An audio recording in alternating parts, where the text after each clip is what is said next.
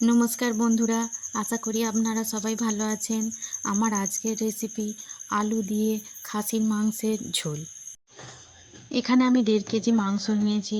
তাতে দিয়েছি 1 চামচ হলুদ গুঁড়ো, 1 চামচ লবণ, 1 চামচ সরিষার তেল ও 2 চামচ টক দই দিয়ে ভালো করে ম্যারিনেট করে 2 ঘন্টা রেখে দেব।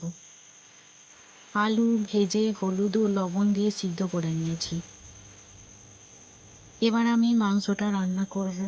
কড়াইয়ে দিয়ে দিলাম সরিষার তেল,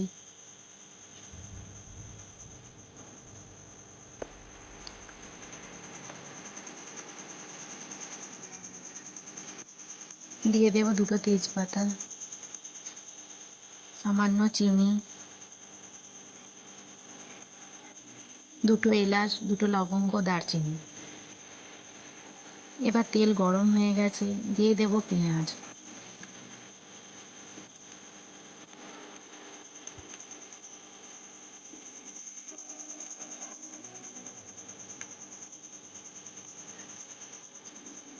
এবার দিয়ে দেব রসুন বাটা।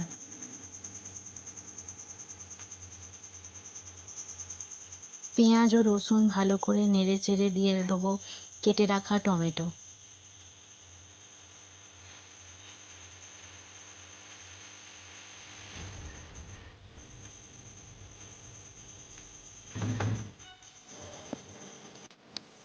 এবার দিয়ে দেব ম্যারিনেট করা মাংসটা।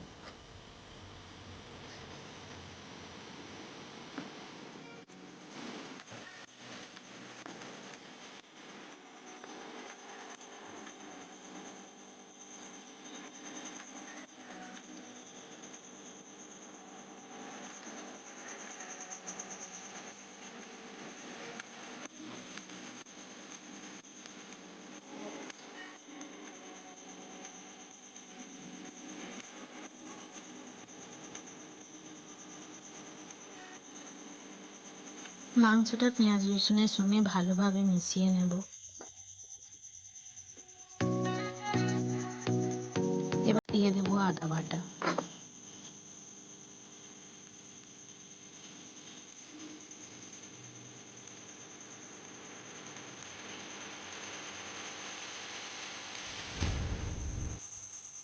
2 টিস্পুন লঙ্কার গুঁড়ো, 2 টিস্পুন হলুদ গুঁড়ো,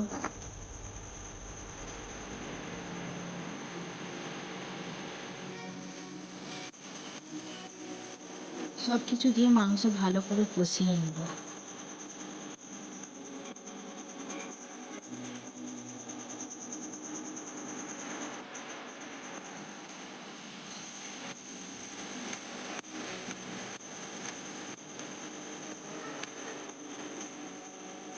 এবার দিয়ে দেব লবণ। আমি আলু সিদ্ধ করার সময় লবণ দিয়েছিলাম, ম্যারিনেট করে রাখার সময়ও লবণ দিয়েছিলাম মাংসয়। সেই অনুযায়ী আমি এখন লবণ দিচ্ছি, আপনারা আপনাদের স্বাদ অনুযায়ী লবণ দেবেন।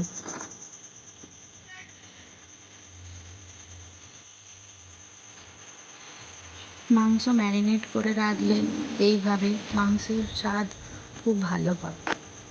দিয়ে দিলাম ধনেপাতা কুচি,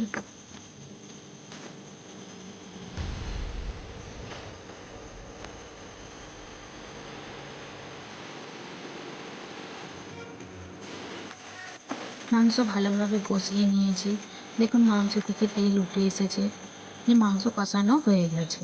এবার আমি মাংসটা তুলে প্রেসারে দেব। আমি গ্রেভি রেখে দিয়েছি, শুধু মাংসগুলো প্রেসারে দিচ্ছি। দিয়ে দিলাম গরম জল। মাংস সিদ্ধ করার সময় গরম জল ব্যবহার করবেন, ঠান্ডা জল দিলে মাংস শক্ত হয়ে যায়। আমি 7 থেকে 8টা সিটি দিয়ে নামিয়ে নিয়েছি। দেখুন মাংস কত সুন্দর সিদ্ধ হয়ে গেছে। এবার কড়াইয়ে মাংসটা দিয়ে দিলাম, আগে থেকে তুলে রাখা গ্রেভি ও আলু ঢেলে দিলাম।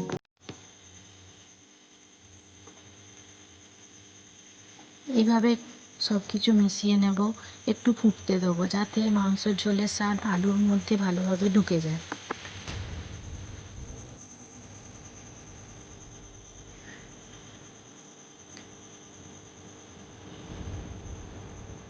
ঝোল টক টক করে ফুটে যাওয়ার পর দিয়ে দিলাম মিট মশলা। দিয়ে আর একটু ফুটিয়ে নেব। হয়ে গেছে, এবার নামিয়ে নেব। ছুটির দিনে গরম গরম ভাতের সাথে পরিবেশন করুন আলু দিয়ে খাসির মাংসের ঝোল। ছুটির দিন জমে যাবে। সবাই ভালো থাকবেন। নমস্কার।